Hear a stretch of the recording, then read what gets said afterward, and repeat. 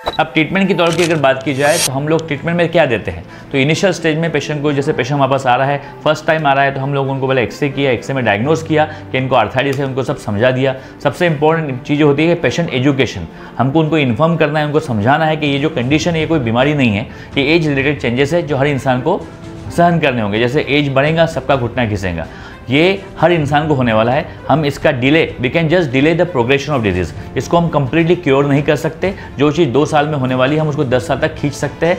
इसलिए हमको जो सर्टन प्रिकॉशंस लेने होते हैं और उसके लिए हमको क्या क्या एक्सरसाइज एंड मेहनत करनी है वो हमको समझाते हैं। तो सबसे पहले पेशेंट को ये समझाना है कि ये we have to educate the patient about the condition, this is the arthritis, osteoarthritis. ये क्यों होता है, कैसे होता है, उनको सब समझा के हम उनका आगे ट्रीटमेंट स्टार्ट करते हैं।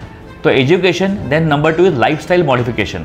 लाइफस्टाइल मॉडिफिकेशन मतलब पेशेंट अगर फॉर एग्जांपल नीचे चौकड़ी मार के बैठता है, आप देख सक रहे हो चौकड़ी मार के जब हम बैठ रहे हैं तो घुटने के कार्टिलेज पे ज़्यादा प्रेशर क्रिएट हो रहा है। तो हम पेशेंट को ये बोलेंगे कि आपको खाना खाने को या फिर बैठने के लिए डाइनिंग टेबल यूज़ करनी है, एक टेबल कुर्सी यूज़ करनी है। सिमिलरली अगर आप इंडियन स्टाइल टॉयलेट यूज़ कर रहे हैं तो हम पेशेंट को बोलेंगे आप इंडियन स्टाइल टॉयलेट यूज़ न करके कोमोड का यूज़ कीजिए, जिसमें 90 degree of flexion is possible.